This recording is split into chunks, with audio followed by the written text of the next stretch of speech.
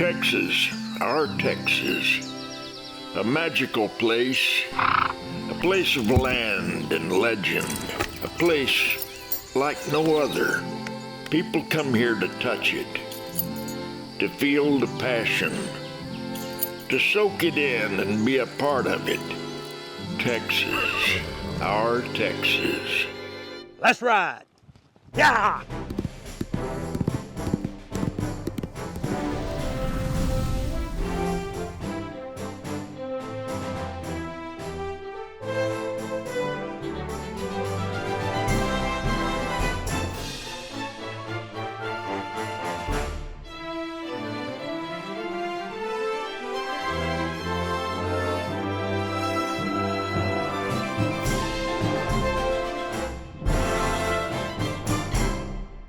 Well, howdy, neighbors. I'm your Texas Agriculture Commissioner, Sid Miller, and welcome to our show, Texas, Our Texas. You know, it wasn't too many years ago that there was only one winery in the state of Texas, but today, making wine is big business. And this week, we're going to start out in Rockport, where one of our GO TEXAN partners that actually started their business in their family bathtub has become a popular spot on the coast for sipping Chardonnay. This is Winery on the Bay and Doggone Brewery. We've been here for a little over 11 and a half years. Well, it's not actually on the bay, but it's a stone's throw from it, and on a quiet street where gulls cry overhead and the air feels touched by both sea and sunlight, there is a place that pours that spirit into every glass. Winery on the Bay. Started off at just a winery, and then about 7 years ago, we opened up the brewery also. So as far as I know right now, we're the only winery and brewery in the state of Texas. And that's not the only thing unique about this place. Dan Parker has created a community destination where the reds, whites, and blushes flow freely. There's even fruit-infused varieties that sparkle with coastal whimsy. And there's homemade cold craft beer. It's delicious. We bottle anywhere from our traditional reds of Cab, a Chianti, a Pinot Noir, a Tempranillo, our traditional whites of Sauvignon Blanc, Chardonnay, Pinot Grigio, and then we have our fruit-infused wines, which is our most popular wines. They're our sweet wines, and they're blackberry Merlot, or a blueberry Shiraz, or a strawberry Riesling, or a watermelon white Merlot, and they taste roll like the fruit. They're going to be sweet, but they're still wine. Every pour feels kissed by Rockport's easy charm. Pretty good for a business that started just as a hobby. And when Dan was ready to make a living doing this, well, his wife wasn't exactly encouraging. She thought I was a fool. She's like, nobody's going to drink your wine. Nobody wants that stuff. We did it anyway. Here we are today. Some of it will get shipped out. People will place orders online, and it can go, to any state in the union. There's certain states we can't ship to, but we can, shipper, we can ship to just about all of them. There are some exceptions, of course, but yeah, people come in, I'll buy it for friends or, going out of town. I am fit. But yeah, hopefully everywhere. Trial and error, just been doing it. I've been doing it at home since I was like 25 years old. When I started dating my wife, I was making beer at home, and we made it in our bathtub. And every day we took plastic containers that were frozen, and we switched them out for the ones that were in the bathtub to keep the proper temperature in our bathroom. And then I'd go to work in the morning, I'd change them out, she'd come back from work in the afternoon, and she'd change them out. So it kept at the constant temperature, and that's how we really got into it.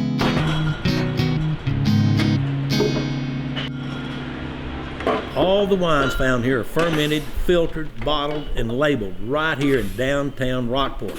The only thing they don't do is grow their own grapes. There's a lot of wineries that either don't want to, that it's a lot of work of growing your own grapes.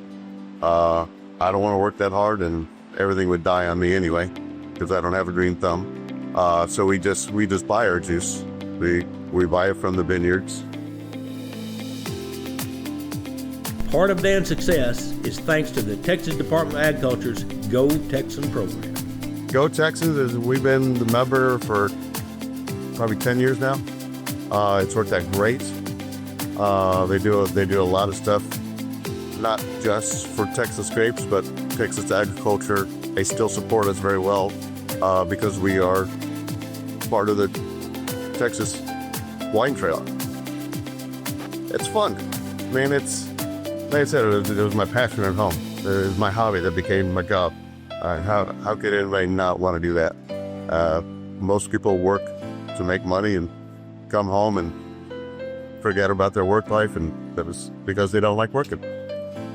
I'm doing something that I was passionate about at home, and made it as my job. I'm Dan. I'm Debbie. And we're GO TEXAN proud. Coming up, we'll take a look at a program that's helping to keep nutritious food on the table of Texas school children. Stay tuned.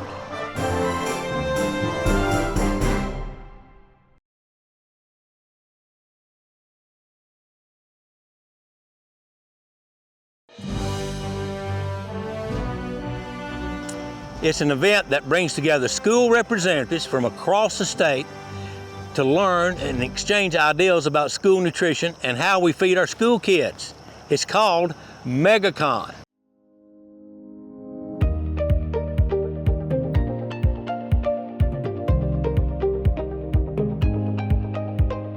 Well, we have several programs represented here. We have programs that are operated in our schools, like the National School Breakfast and Lunch programs. We have after-school programs that are hosted in community organizations. We have programs that are offered in child care centers and adult care food programs. We also have programs that are serving individuals during the summer. They come to Austin from all across the state. School administrators, nutritionists, volunteers, and providers, all dedicated to learning how to get the best foods on the table and in the bellies of our kids in the Lone Star State. This is something that the Commissioner has brought together. Catherine Wright Still is with the TDA's Nutritional Division. There's a lot of ideas here. In fact, all of the sessions being offered here are hosted by our staff from our department and our partners. So you come to the real source of information, and then we hear feedback from the people out there doing this work day to day at how we can improve our administration, and they share ideas with each other for the same. And I'm with the Baylor Collaborative on Hunger and Poverty, and we're here as an outreach. We work with school districts, sharing information about the federal nutrition programs, trying to increase breakfast participation by looking at the alternative service models, the school after-school program, and then of course the summer meal program. I'm with Texas A&M AgriLife Extension. I'm an extension health specialist based out of A&M in College Station, and we are here because we are partnering with Texas Department of Ag on a couple of grant projects that are supporting schools, supporting fresh foods, working with our agricultural producers across the state to bring fresh local foods into the cafeterias. For 3 days, the participants mix and mingle and share ideas. There's even a question and answer session with me, the Commissioner. Well, that just got me to thinking, I got to do something, but this is going the wrong direction. This is not where we need to take this nutrition program, Meatless Mondays. I couldn't believe it. So anyway, I decided I would come up with Farm Fresh Fridays, and that was our initial kickoff. And we challenged schools, no mandate, that at least on Friday, serve something local. And when you do, bring the farmer in, and let's have Meet the Farmer Friday, and have that farmer tell them how the milk got in the carton, or those potatoes got made into French fries, or whatever it is. You know, let them explain it, because they have no idea where their food comes from. Folks, the sad truth is that when school is out for the summer, a lot of kids would go hungry if our agency didn't step in and provide help to keep these kids fed. We have need everywhere in our state. It's a great state with a lot of opportunity, and we have people here that are serving individuals in every single community, large and small, and individuals that are receiving a high quality meal, learning about where their food comes from, and enjoying the time while they share that meal. everyone, and welcome to the kickoff of our Summer Meals program. In Smithville, Texas, they've turned their summer meal program kickoff into a big party and invite parents and kids to come out and have some food and find out how the program can benefit them. We seem to find that they look forward to and they're anticipating when it starts to know that the summer meals begin. Candy Bailey is with the Smithville ISD. It's wonderful for all of our families. Those who have a hard time just paying for groceries and all. And we give food. This gives food to children at home for the week, and we're able to provide them food all week long with our non-congregate program.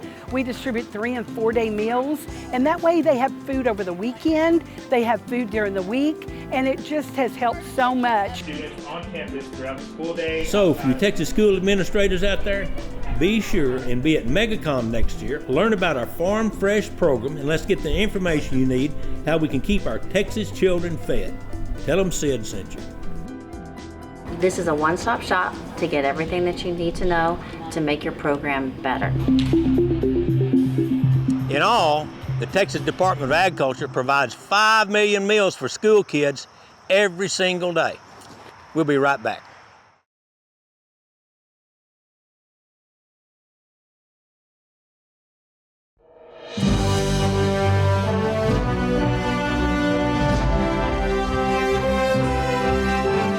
Well, howdy, neighbors. We're going to answer some questions that come in from all over the state. I'm going to do my best. You can grade me. Corey? A viewer in Brenham asks, I love buying local products, but how can I ensure what I'm buying is from Texas? Is there something I should look for? Well, there's one surefire way that you can always tell that the product comes from Texas, and that's make sure it's a GO TEXAN product. That's our marketing program. There's the emblem, Texas with the circle around it. It's real easy to see. You'll see that in a lot of grocery stores, a lot of convenience stores, all over. Barbecue joints, restaurants, car dealers, you name it. We promote Texas everywhere we go, all across the globe. But that symbol, the GO TEXAN symbol, means that is not only made in Texas, but it's made by Texans, for Texans. A viewer in Pecos asks, what does rural economic development really mean, and how does it affect small towns like mine? Well, rural economic development is vital to rural Texas because without it, we can't survive. The Texas Department of Agriculture is to rural Texas as HUD is to the urban areas. We deliver infrastructure grants, job creation grants. We promote all kinds of stuff out across rural Texas. Roads, bridges, broadband, downtown revitalization. We recruit companies to come in. We create jobs. We have incentives to bring doctors, nurses, and pharmacists to rural Texas. It's a long list, and we're heavily involved. A 10-year-old viewer in Kyle asks, what is it like to be the commissioner? What's it like to be the commissioner? Well, it's like being the best job in the whole state. You know, it's fun. I get to do something different every day. I've told y'all before, but I spend over 200 nights on the road in hotels. So I get to see a lot of Texas. I get to see a lot of the United States. And actually, I get to see a lot of the globe. So we're all over the place promoting Texas, making sure our farmers and ranchers have good markets, making sure that we have good rural health care, make sure that our children are fed the most nutritious food in the schools. So it's an honor and a privilege to hold this office. A viewer in Marfa asks, how does TDA support family farms and ranches in Texas? Family farms are the lifeblood of this nation. Without family farms, you know, grass would grow in the streets of every town in the nation. So we work hard at that. We've got numerous programs. We have our STAR program to help farmers when they're down and out. When natural disasters hit, we raise money from private individuals, private entities. And we put that back in those communities to help get those farmers on their feet. We have a hay and feed hotline. So if there's a big disaster like the fires in the Panhandle or the floods in Central Texas, we're there making sure that the animals get fed. It's an endless supply and of things that we do to make sure that rural Texas is taken care of and that farmers and ranchers have the tools they need. A viewer in Arlington asks, is there any ways or resources for young people to get involved in farming or agriculture? I am interested in learning more, but I am unsure of where or how to start. You know, anybody can get involved in agriculture. You don't have to buy a $250,000 tractor. You can start a little fish farm in your garage. We can help you do that. You can start selling tomatoes out of your backyard. Everybody that's ever been successful will tell you they didn't start big. They started small and grew into it. We have programs here, young farmer grant programs, where we'll partner with you. We will give you up to $20,000 if you can match it with $20,000. We'll help you buy 10 heifers or 2 dozen goats, whatever it is. We'll help you plant your first crop. So come see us. Go to our website, texasagriculture.gov. Click on grants and read about it. Well, folks, we're out of time. But if you've got a question, get it to me. tdanews.texasagriculture.gov. We'll see you next time.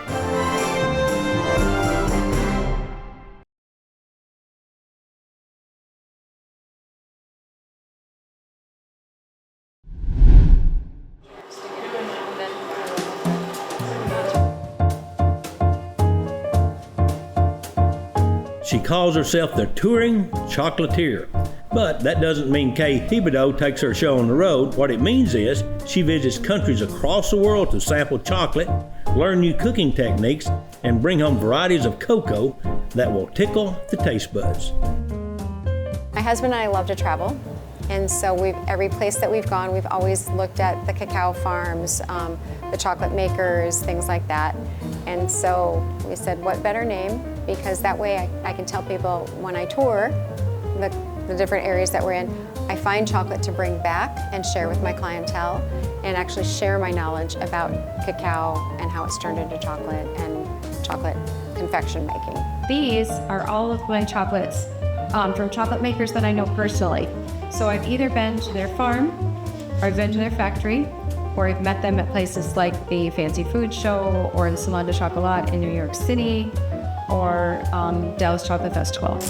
And with all that worldly knowledge, she's come back here to her shop and factory in Flower Mound, Texas, where she and her devoted team move with the rhythm of artisanship. Each delicate treat carries a touch of patience and the warmth of handmade attention. So basically what we do with the ganache, it's chocolate and cream and a flavoring.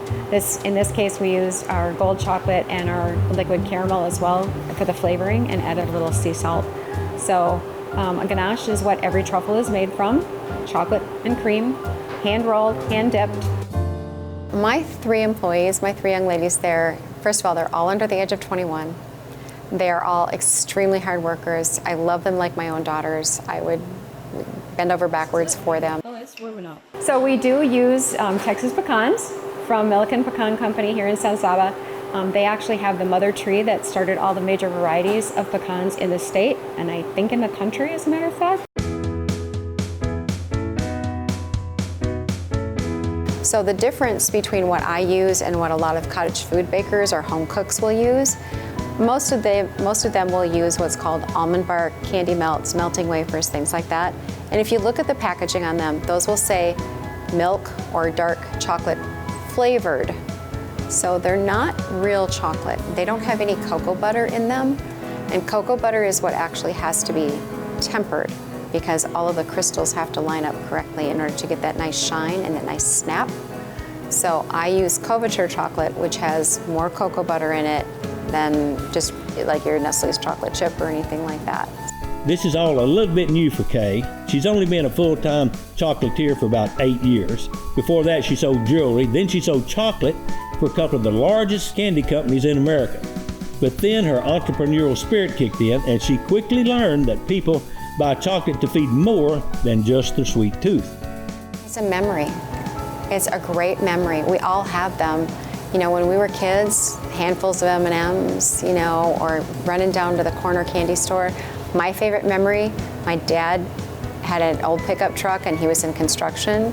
So we would go down to the dump, and after the dump, we would stop at the little candy store. He would get his pack of cigarettes, and I would get my pack of M&Ms, and he would get his payday candy bar. And I remember that. And so chocolate just evokes warm fuzzies in most people. Well, Kay gets the warm fuzzies herself when she talks about living in Texas, and she's especially thankful for the Texas Department of Agriculture's GO TEXAN program. I moved here the first time when I was 24. I lived here for 15 years. Then I dragged my husband back to Minnesota for 15 years. And we've been back now for 11 years. I will never, ever go outside of Texas to live again. So Go Texans opened up some doors for me at the state fair especially. I think people are starting to realize that I'm not just your home cottage food, chocolate maker. I use real couverture chocolate, so I really appreciate the partnership. No matter how far she roams, Flower Mound, Texas is Kay's anchor. In that humming chocolate factory, she and her team create the foundation for every journey she shares. Neighbors know her not only as a touring chocolatier, but as a builder of the community and a champion for farmers not only in Texas, but around the world. I think I want to make people happy, and you make people happy through chocolate. I want people to understand the struggles that cacao farmers go through and how important it is for us to even have chocolate. We have to support the farmers. So we're here to touch lives. My name is Kay Thibodeau, and I'm with the Touring Chocolatier, and we are Go Texan proud. Well, folks, that's all the time we've got. Thanks for joining us this week. And if you have a Texas agriculture story and you want us to cover it, send us an email. We would love to hear your thoughts. Hey, I'm Texas Agriculture Commissioner Sid Miller, reminding you that agriculture matters.